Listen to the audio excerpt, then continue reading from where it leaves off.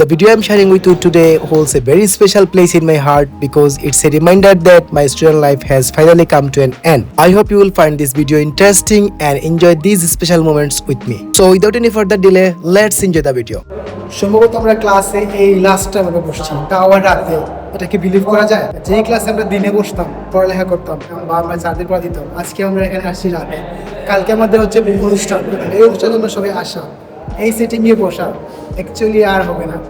কলেজের সেই আড্ডাটা আর থাকবে না, বাট আমরা মিস করবো এই পয়েন্ট অবশ্যই।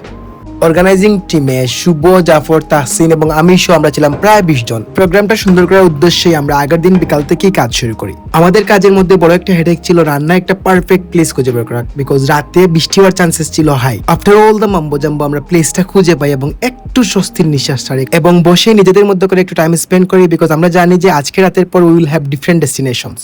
তুমি কেন বুঝো না তোমাকে ছাড়া আমি বড় অসহায়, আমার সবটুকু ভালোবাসা তোমায় ঘিরে, আমার অপরাধ ছিল যতটুকু তোমার কাছে, তুমি ক্ষমা করে দিও আমার।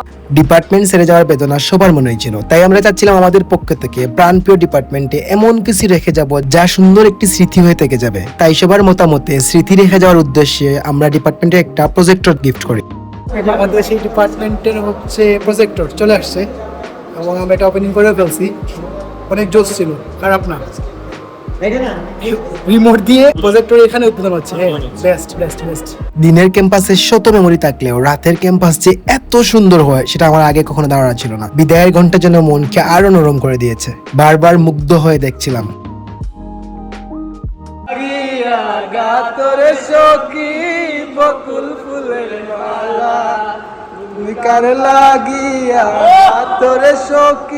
এটাই হয়তো শেষবার, এরপর এরকম বসে আড্ডা দেওয়া হবে না। যে জায়গায় কর্মব্যস্ততার কারণে ক্লাস করা হয় নাই, সেই জায়গায় বিদায়ের পরে ভাবে বসে আড্ডা দেওয়া, মন খুলে কথা বলা, এটা totally uncertain.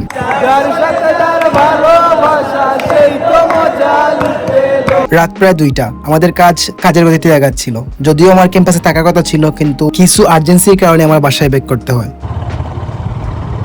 Good morning people, the actual program begins from here. Student যারা রেজিস্ট্রেশন করেছে তাদের প্রত্যেকের জন্য ছিল একটা ব্যাগ, আর এই ব্যাগের ভিতরে ছিল 3টা জিনিস, একটা ক্রেস্ট, একটা টি শার্ট আর একটা টোকেন। ওয়েল টোকেনটা ছিল খাবার রিসিভ করার জন্য এবং লাকি ড্রয়ের জন্য। ইনিশিয়াল কাজ শেষে আমাদের প্রোগ্রামের মেন কাজগুলো শুরু হয়, যেখানে প্রধান অতিথি, বিশেষ অতিথি, সভাপতি সহ সবাইকে ফুলেল শুভেচ্ছা দেওয়া হয়। সুন্দর এই পরিবেশে বক্তব্য দেওয়ার সুযোগ করে দিয়েছে এবং যারা আপনারা আমার কথা শুনছেন তাদের প্রতি আমি কৃতজ্ঞতা জ্ঞাপন করছি। আমি শুরুতেই বলতে চাই, আজকে আমাদের এখানে ছাত্র জীবনের সমাপ্তি করতে যাচ্ছে। আমরা আজকে শুধু একটা অনুষ্ঠানেই অংশগ্রহণ করছি না, আমরা আমাদের ছাত্র জীবনের ইতি টানছি। সত্যি বলতে এই জায়গায় দাঁড়িয়ে এই মুহূর্তে অনুভূতিগুলা ভাষায় প্রকাশ করা আমার জন্য অনেক কষ্টের, কারণ আমার এই ছাত্র জীবনে জড়িয়ে আছে অনেক স্মৃতি।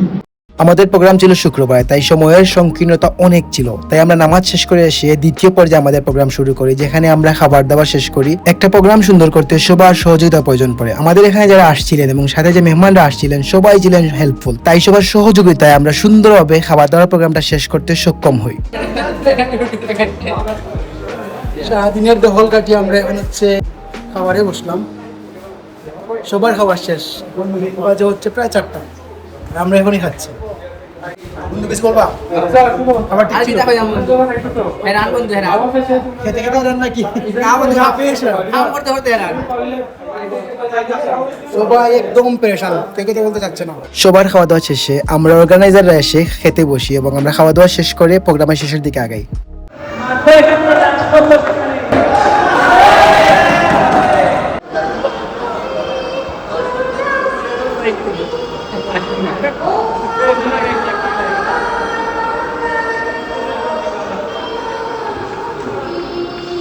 লাকি ড্রতে যাদের নাম উঠেছিল তাদের প্রত্যেককে স্টেজে নিয়ে আসা হয় এবং এক একজনকে এক একটা ডেয়ার দেওয়া হয় অ্যাকর্ডিং টু দেয়ার টোকেন। এই টোকেনে অনেকের নাম উঠেছিল এবং তারা বিশেষ বিশেষ কিছু পুরস্কার পেয়েছিল।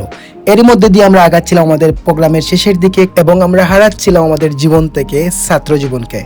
আমি যদি আমার শিক্ষকদের প্রতি আমি কৃতজ্ঞতা প্রকাশ না করি তাহলে আমি হবো চরম অকৃতজ্ঞ। আমি আমার আজীবন কৃতজ্ঞতা প্রকাশ করতে চাই আমাদের শিক্ষকদের প্রতি, আমার পিতামাতার প্রতি এবং আমার ভাই বোনদের প্রতি, যারা আমাদেরকে সাপোর্ট করে আজকে এই জায়গায় নিয়ে এসেছে। এবং আমি আশা করি আমাদের শিক্ষকদের কাছে শিক্ষা জিনিসটা যেন আমরা অ্যাপ্লাই করতে পারি আমাদের প্রতিটা সেক্টরে, আমরা যেন পরিবর্তন নিয়ে আসতে পারি। আমি আমার বক্তব্য শেষে কৃতজ্ঞতা জ্ঞাপন করছি আপনাদের প্রতি, এত কষ্ট করে আমার বক্তব্য শোনার জন্য। সবাই ভালো থাকবেন, সবাই সুস্থ থাকবেন। সালাম আলাইকুম।